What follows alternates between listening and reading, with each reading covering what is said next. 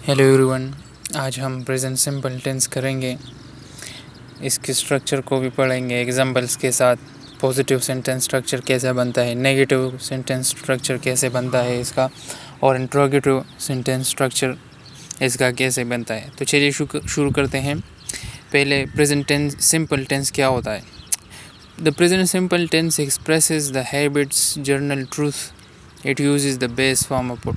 तो present simple tense जो होता है वो बेसिकली डेली रूटीन के लिए, रोज़ाना के जो रूटीन होते हैं इसके लिए यूज़ होता है। यूनिवर्सल ट्रूथ के लिए यूज़ होता है, लाइक सूरज मगरिब से निकलता है और या मशरिक़ से निकलता है, मगरिब में गुरूब होता है, तो इसी में यूज़ होता है। इसमें वर्ब का बेस फॉर्म यूज़ होता है, यानी फर्स्ट फॉर्म यूज़ होता है।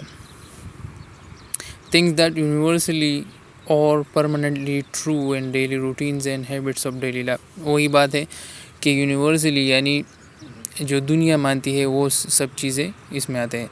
फिर हम पॉजिटिव सेंटेंस स्ट्रक्चर इसकी कैसे बनाएंगे। तो स्ट्रक्चर में पहले आएगा सब्जेक्ट, इसके बाद वर्ब का बेस फॉर्म यानी फर्स्ट फॉर्म आएगा, और उसके बाद हमारे पास ऑब्जेक्ट आएगा। तो ये पॉजिटिव सेंटेंस स्ट्रक्चर है प्रेजेंट सिंपल टेंस का। एग्जांपल में देख लेते हैं। आई लिव इन लंदन, तो आई सब्जेक्ट है, लिव जो है वो की बेस फॉर्म है, और लंदन जो है वो ऑब्जेक्ट इस सेंटेंस में है।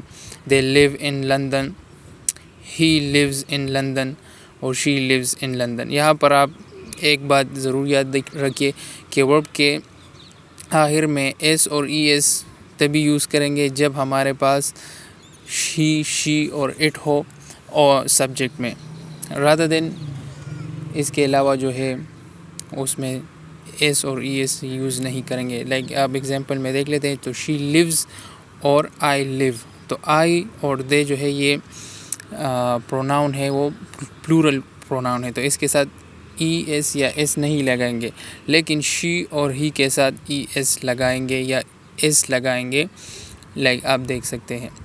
फिर नेगेटिव सेंटेंस स्ट्रक्चर की तरफ आते हैं। तो नेगेटिव में भी सब्जेक्ट होगा, इसके बाद डू और डज नॉट होगा। डू जो है वो आई यू वी दे के साथ यूज़ होगा, और डज नॉट जो है does not he, she, it के साथ यूज़ होगा। इसके बाद डू या डज नॉट के बाद वर्ब का बेस फॉर्म और ऑब्जेक्ट यूज़ होगा। तो एग्जांपल में देख लेते हैं।